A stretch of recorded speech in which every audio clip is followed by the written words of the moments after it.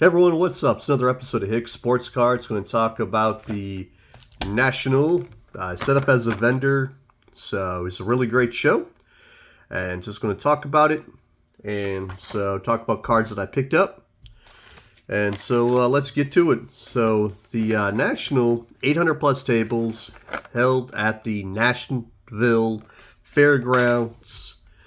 Amazing variety of everything at the show. Vintage, modern, autograph cards, Pokemon.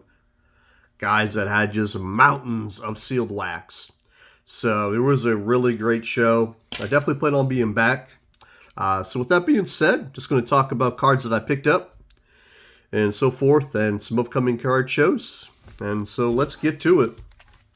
A little PC pickup, as I am a Red Sox fan.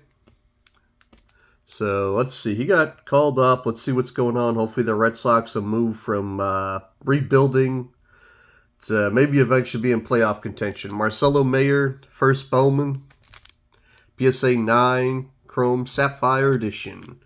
So I picked this up from a couple kids that were walking around trying to sell cars while their dad was set up. So they have a lot of props. They recognized I was wearing a Red Sox hat. So I got that for the PC. So moving on. I got a 2023 Mosaic CJ Stroud NFL debut reactive blue PSA 9. So picked up a little bit of modern football, and then of course buy a lot of vintage. Kind of my thing that I focus on right now. Got a 1967 Topps number 315 Billy Williams SGC grade. 7, very high grade, very nice looking card. At a 1972 Topps Frank Robinson PSA grade 7.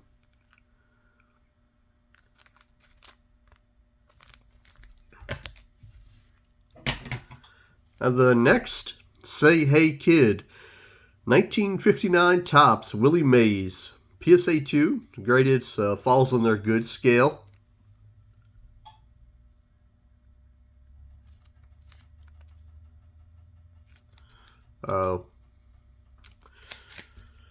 Be a real nice showcase card. And then I have a 1910 Piedmont cigarette card, T206.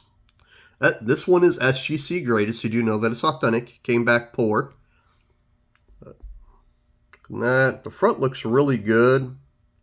Then we will check the back out right there. So, always love to pick up tobacco cards. Never know, they're kind of a niche thing. And then I have a 1972 Topps Willie Mays PSA graded 4.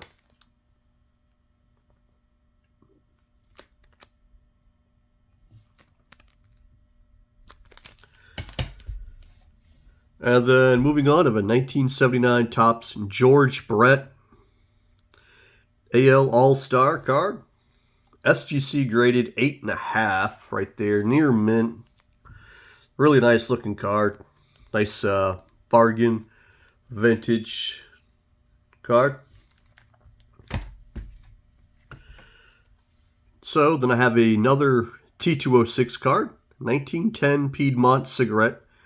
This one's actually a little higher grade. I think it's a really, I just think in my personal opinion, let me know what you think if you're like vintage or tobacco cards.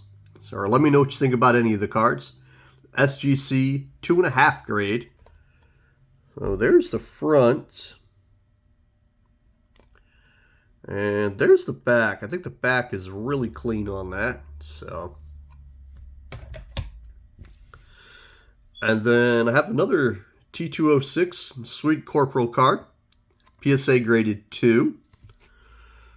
So there we go.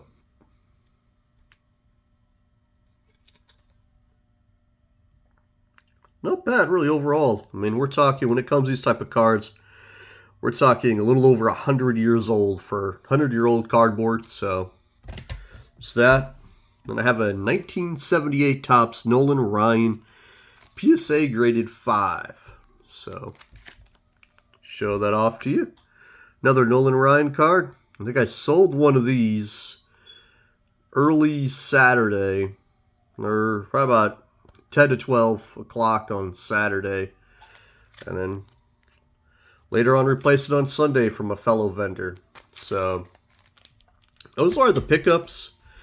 I sold a lot of vintage, sold a lot of bargain box cards. I sold all of my quarter box cards.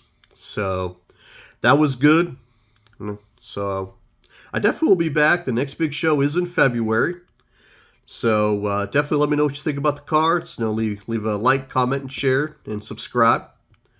And so just a couple upcoming card shows. This Sunday, my good friend Tim Welch has a card show in Greenwood, Indiana. So, if you're in that part of Indiana, I think that's kind of considered maybe northwest Indiana. I think he's expecting about 30 to 32 tables at that show. There'll be a lot of sealed wax. There's one guy I know there, he sells, that's all he does, he sells wax. Blasters, megas, hobby, boxes, and so forth. So there's that upcoming show. And then this Saturday there's a 100 plus table show in Evansville, Indiana at the Armory building, put on by two good friends of mine, Neil and Brad. And then November 2nd there is a card show put in Western Kentucky area by my good friend Derek in Madisonville, Kentucky. Now, so as always, support your local card shows. And, those are really where a lot of people get their start of setting up at shows. This was my first time ever setting up at a big mega show. So it was a good test run. I'll definitely be back, and I always look at every card show as a learning experience. So I definitely will be back at this show. So, and also the big thing, when it comes to this hobby is, you've got to make connections, you got to make friends, and got to have fun. I think it's a little bit easier for me because I like interacting with people. I got some things I PC. Being a guy from New England, I PC a lot of PC New England teams, things like that. Mostly stuff from the 2000s on and so forth. But, you got to have fun, make connections, laugh.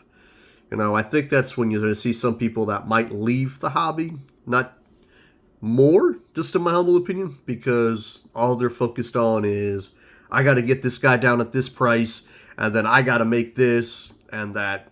If that doesn't work out, and they spent 4 hours at a show, traveling, walking around, and, they didn't get to steal the century, card shows suck. So at times you just got to have some fun, make some connections.